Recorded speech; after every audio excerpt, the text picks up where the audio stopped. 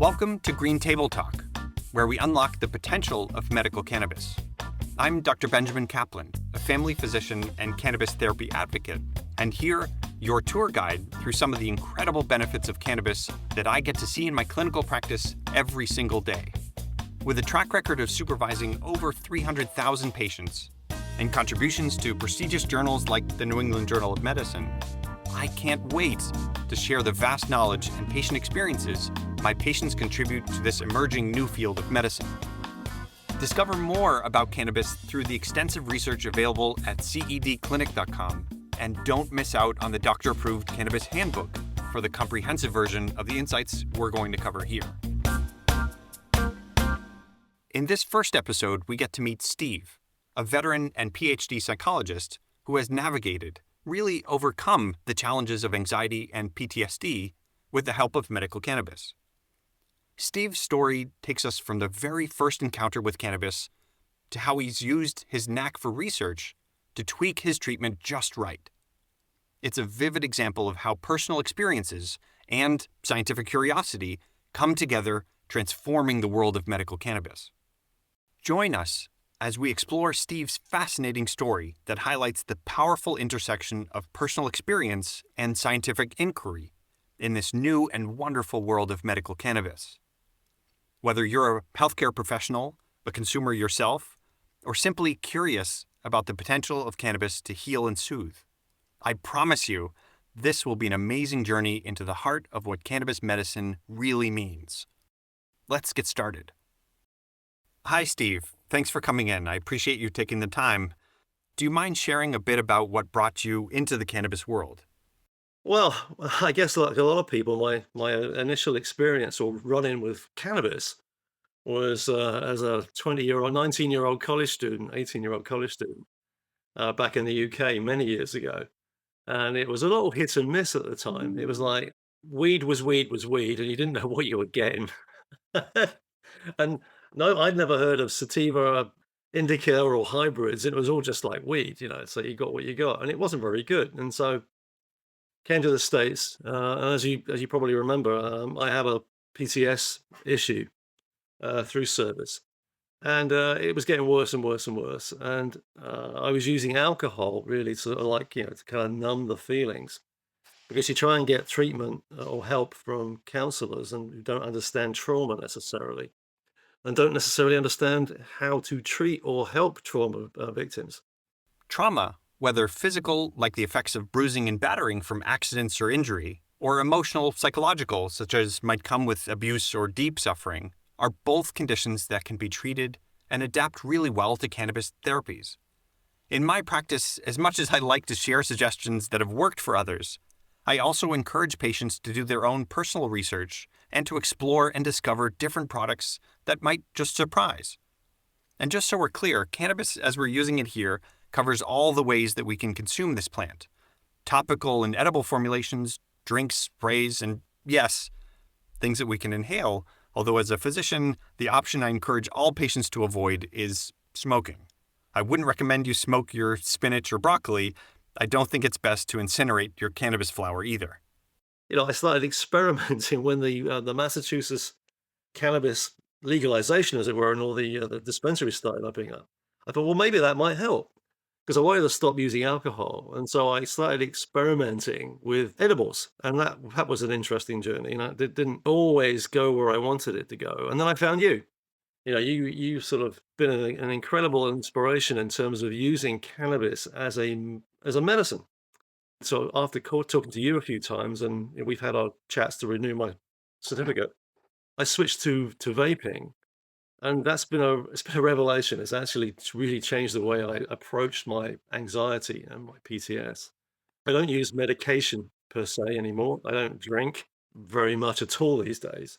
But I've got my little cheat sheet, which and now I've got your book and other things. I don't need my cheat sheet anymore, because I've got, I know what mood and what mental, how I'm feeling will determine how I use cannabis.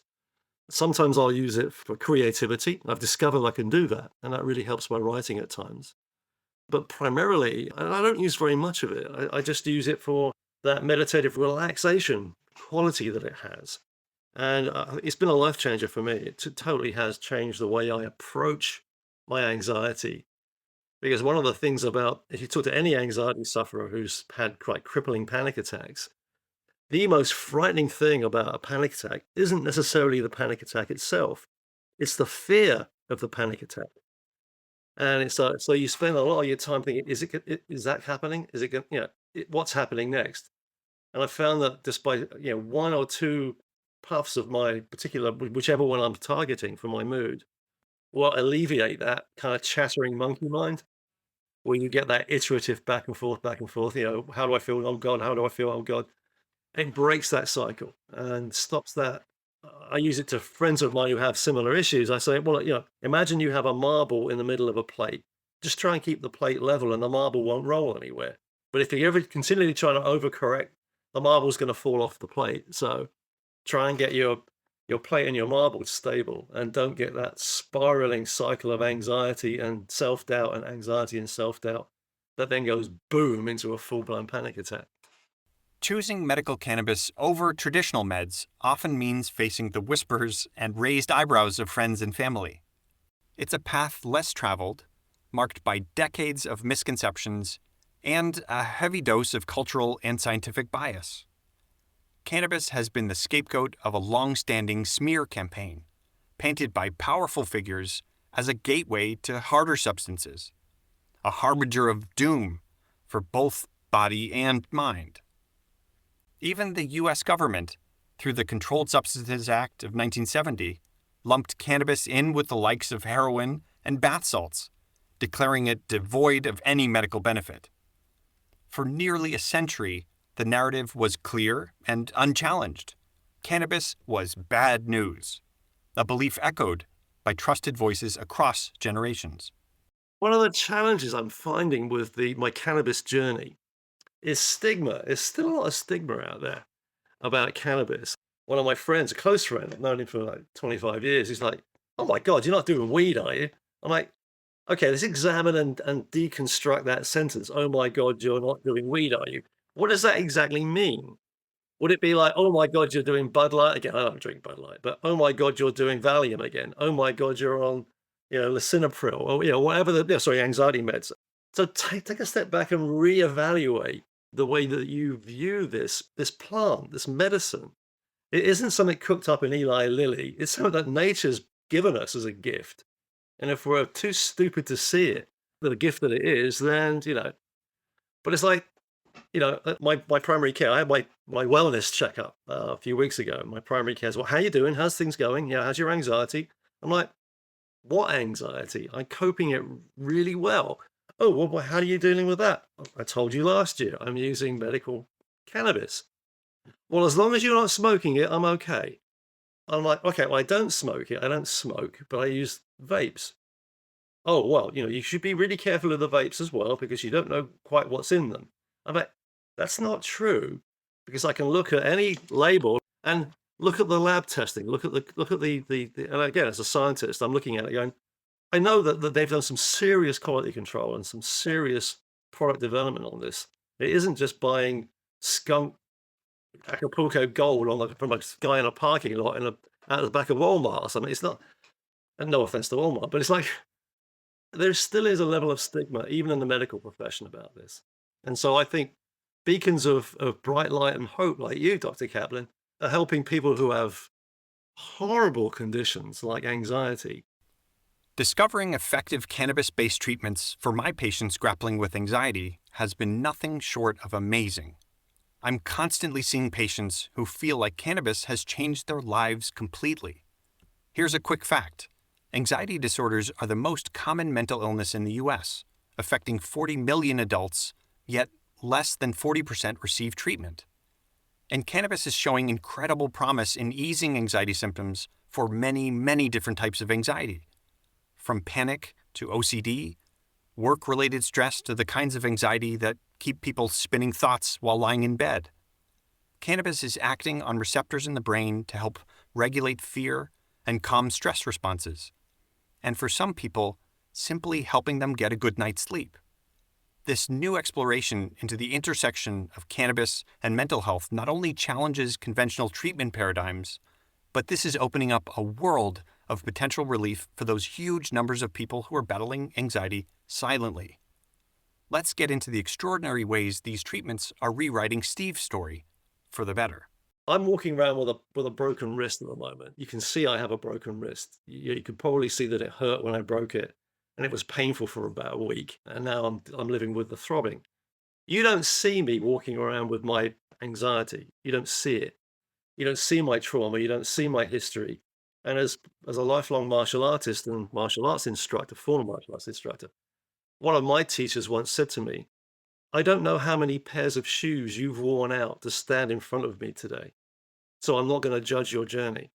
So I just wish that people in the medical profession would stop judging people who stand before them, having worn out all these shoes, going through self-medication, limited benzodiazepine medication, and all these things when there is a perfectly viable, scientifically, legitimately proven out help available for people. But we continue to stigmatize it. And all credit to you for being such a champion of this. And if I'm singing your praises as a fan, it's because I am. But it's like, if only more people would open their minds to the fact that cannabis is a bit of a gift to humanity, and it shouldn't be stigmatized and things and other things like that. When I speak with and learn more about my patients, I often bring up the subject of misconceptions in more detail.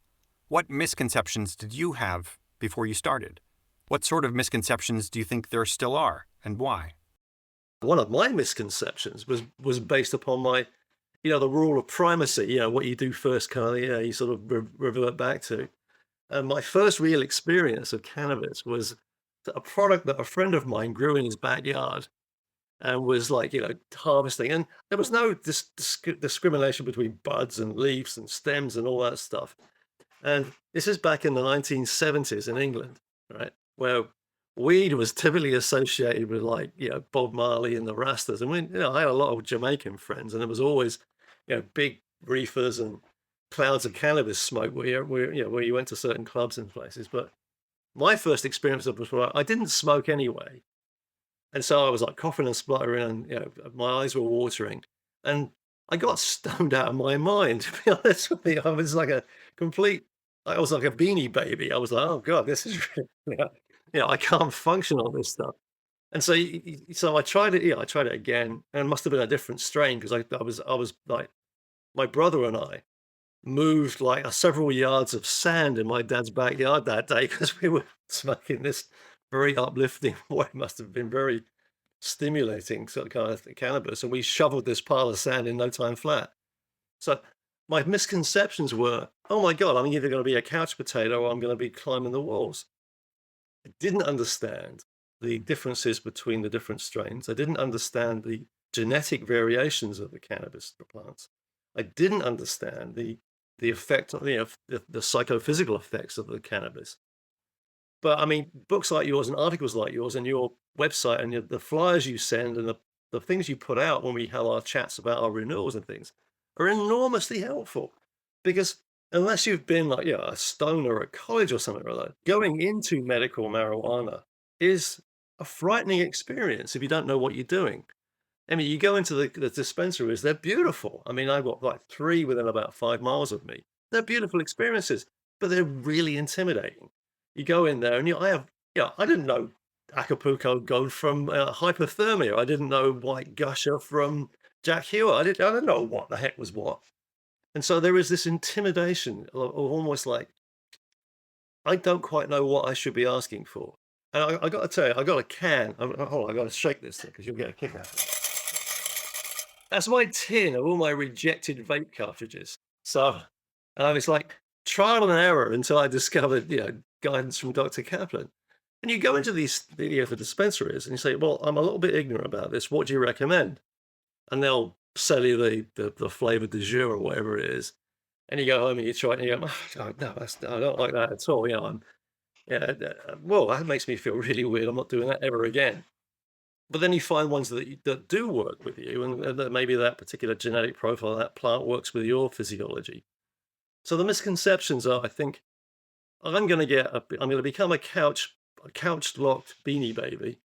That's one misconception. Or I'm gonna become totally incapable of functioning as a human being. Just to deal with my anxiety, I have to become almost semi-comatose. And that's the one of the misconceptions that I dealt with. But, now I'm in a different position and I'm becoming a little bit of a pain in the arse evangelist about it. So I'm gonna stop talking about it for a minute. I often discuss traditional options and cannabis options with my patients in terms of their efficacy. Sometimes we compare one against the other, taking side effects into consideration.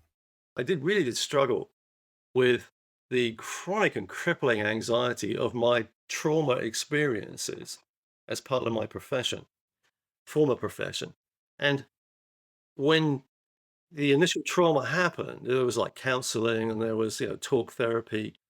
And then okay, well, maybe we're going to put you on these benzodiazepines. And you end up feeling like your brain is full of cotton wool. You can't think. And I live by my brain. I mean, I'm a writer and a researcher, and so that fuzziness that you got was like you're trying to view the world through a sheet of muslin. It's like it isn't real, and you feel kind of detached from the reality of it with those drugs.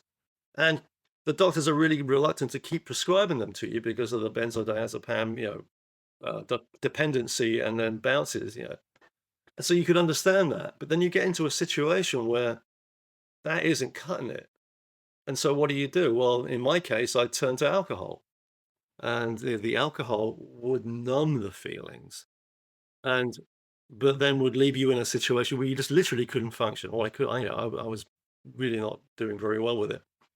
So for me, that once I've tuned again on my little cheat sheet because I've tuned them all, and being a scientist, I've done the research and I've done all the little spreadsheets. Trust me, I've got little spreadsheets on it.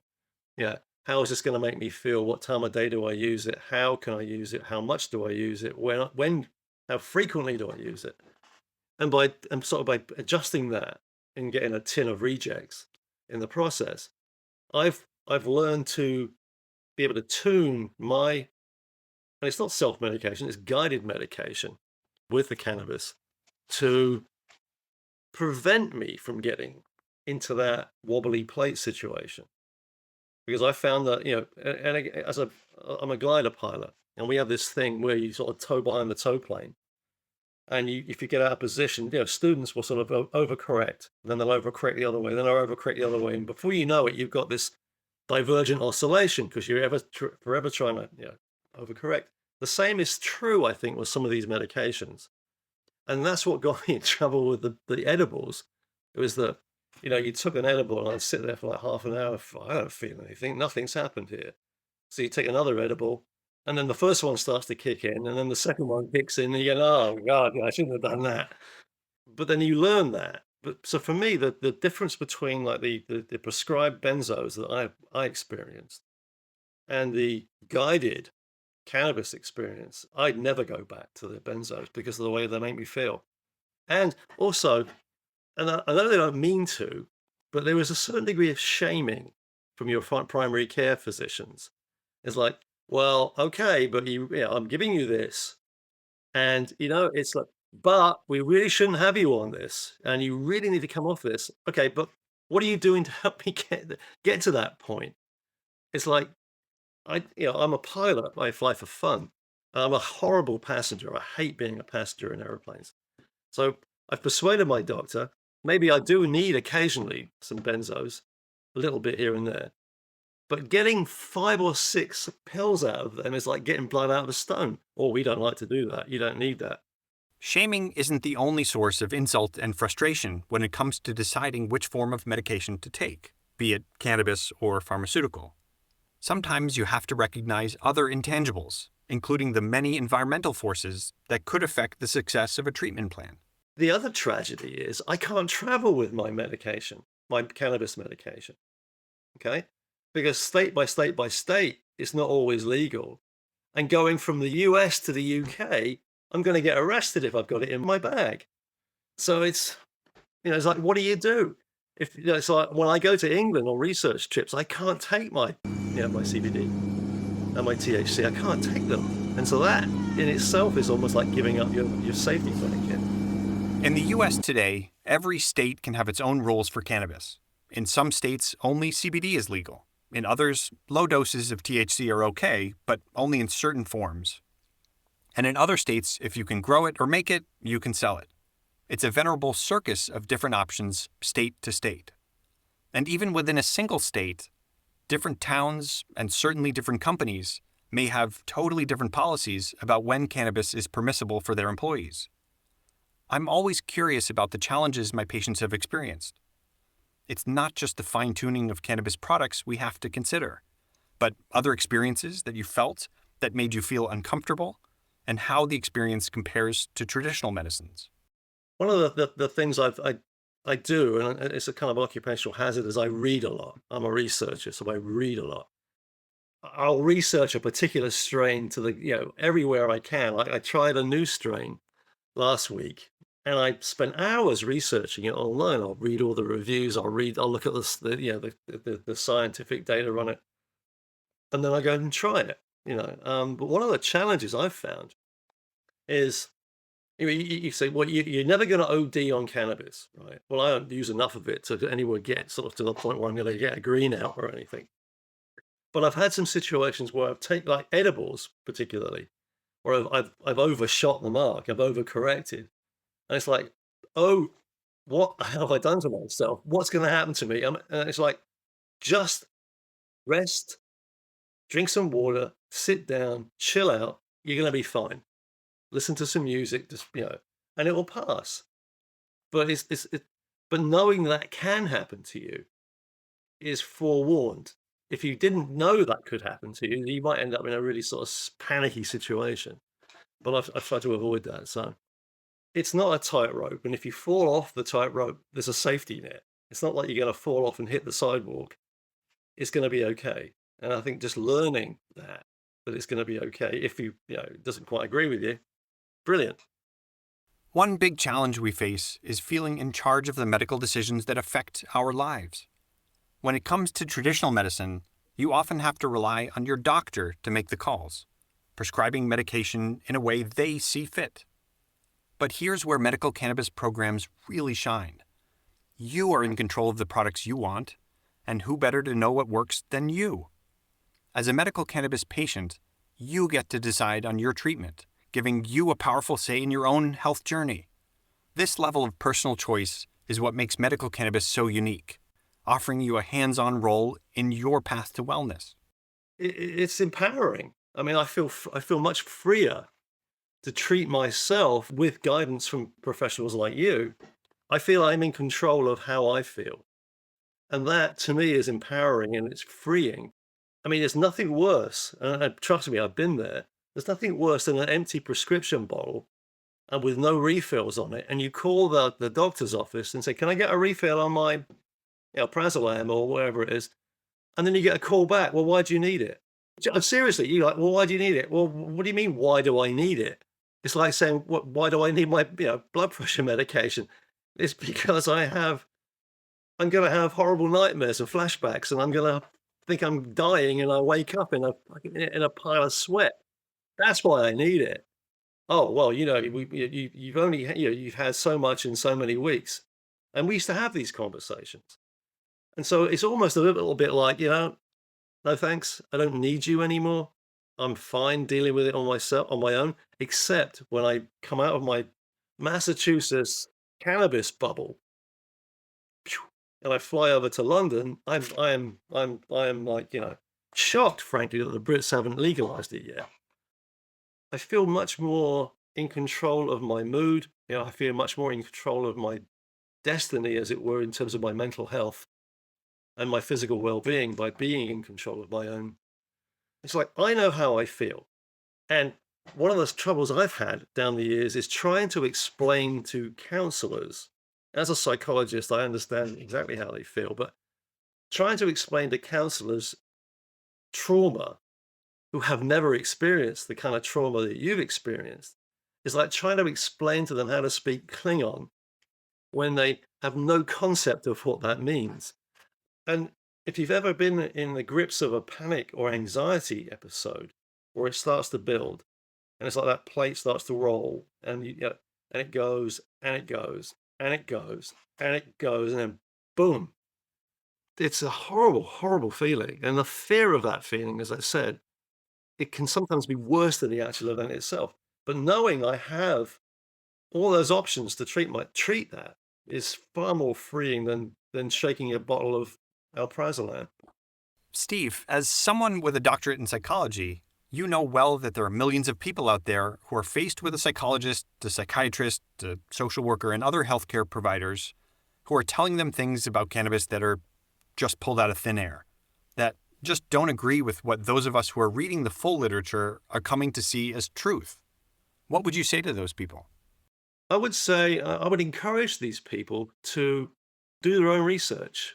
Talk to people like you, talk to people like me. Try and find some advocates who've been through that experience where you feel completely alone. You feel totally and utterly alone at times. And when you've had when you're in the grips, when it's 3 o'clock in the morning, you're in the grips of a panic attack and you've run out of medication and you don't know what the hell to do. And you're calling the on-call doctor, and the on-call doctor's telling you, well, can you wait until the morning, and can you wait until this, or I'm like, oh, God, hang up and go drink half a bottle of vodka or something. That's a horrible situation to put anybody in. And so when you get the reactions from primary care doctors, like, well, as long as you're not smoking it, that's okay. So you've now cut off one avenue of treatment for me if I do smoke. And I guess it can't do you any. I guess it can't. It can't be worse than drinking. The issue is that because of that stigma, I think people are only too willing to listen to what a Wait, think about it. Who do we trust? We trust our doctors. You go to your doctor, you trust what they tell you, and if they tell you, well, you really don't want to mess with this stuff because it's a gateway drug and get you hooked on other things, which, as we all know, is a complete crock of poop. It's like cannabis for me is not a gateway drug. If I wanted to do other drugs, I'd be doing other drugs, but I'm not into the drugs for drugs. I'm in for it as a medication to treat a condition that I have. And the other thing I found, and this is funny. I can't take NSAID painkillers. I have a problem with them. And so when I broke my wrist, I did some more research amongst the cannabis that I've already picked for my anxiety and my mood. Oh, okay, which is the best one for pain? It just so happened there was one in my little group that was good for pain. It worked great. Didn't have to take Tylenol because I don't want to take Tylenol. Yeah, I mean, I would encourage anybody who is interested in exploring an alternative medic. And again, I hate to use the term alternative medicine because it shouldn't be an alternative medicine. It should be part of our pharmacopoeia. It should be part of what we use as part of our arsenal of tools to alleviate people's suffering.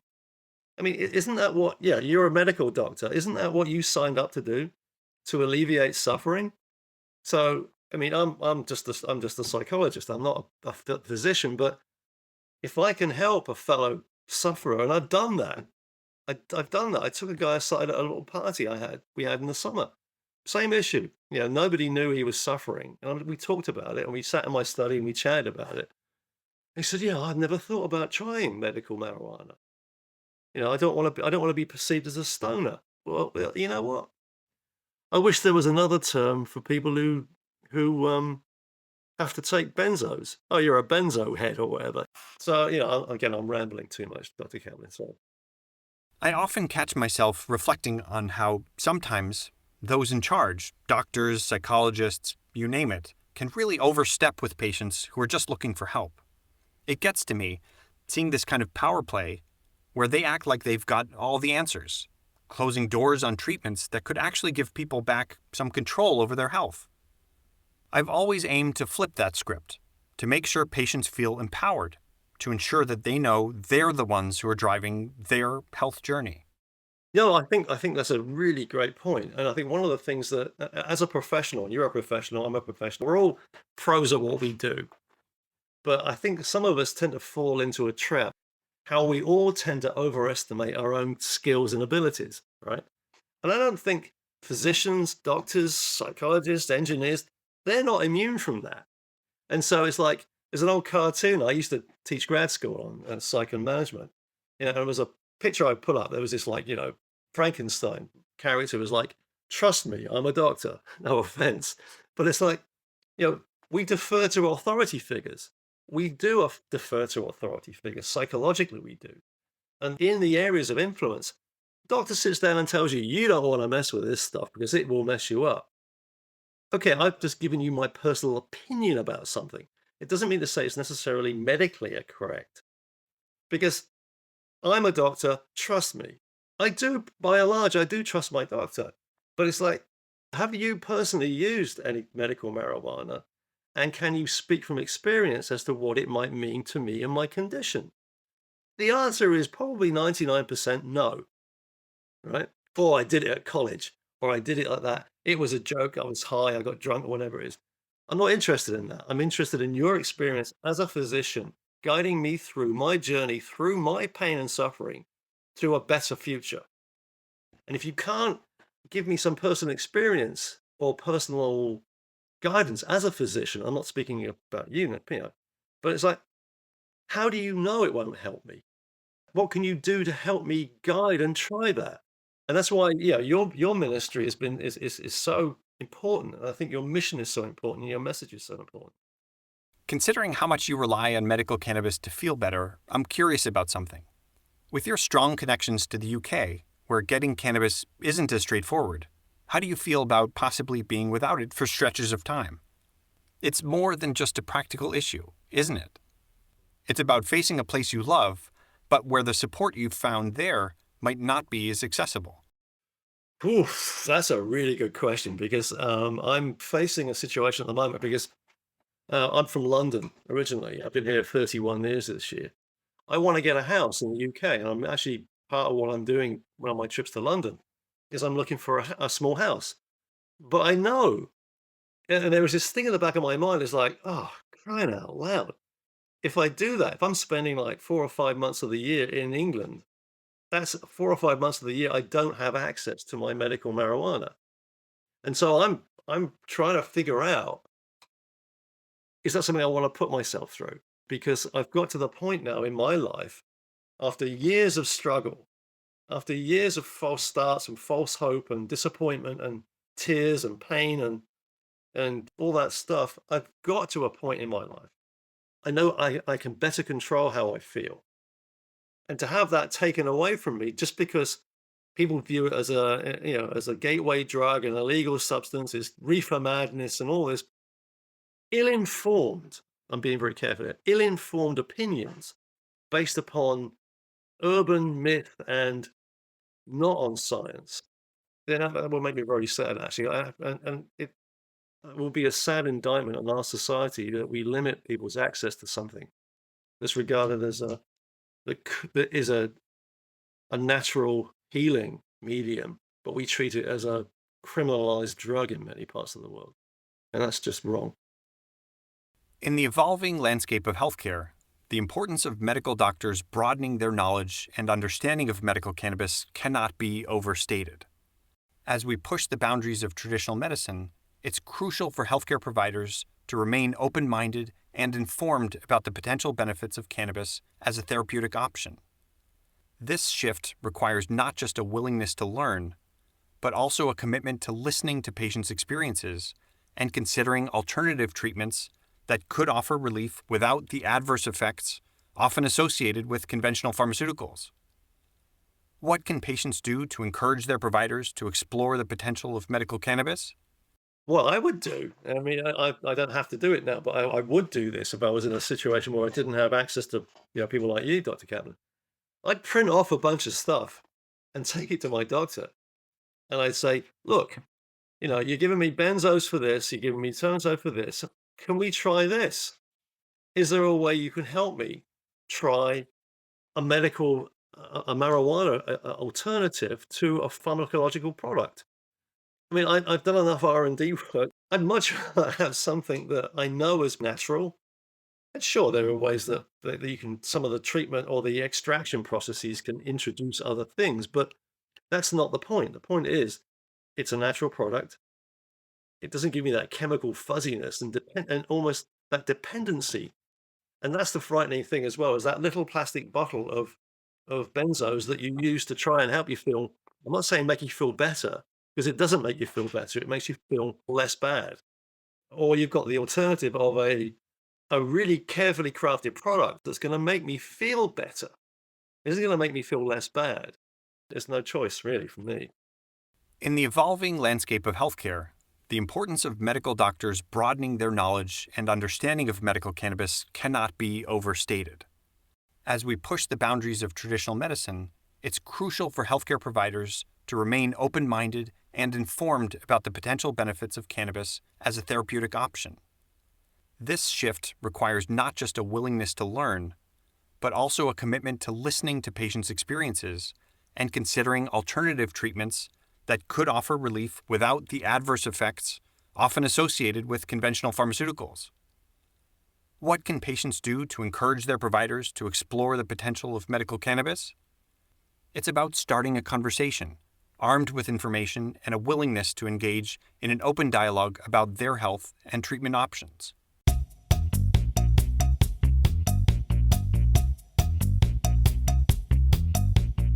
Steve's story really shines a light on something powerful: the relentless quest for the right kind of healing. He's a testament to being proactive in the face of a tough medical challenge, diving deep into research, and tirelessly seeking alternatives to traditional pharmaceuticals that just aren't making the cut for him.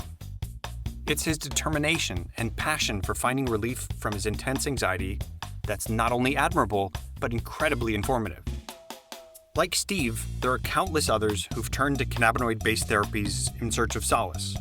Yet it's crucial to remember that what's been a game changer for Steve might not fit the bill for everyone.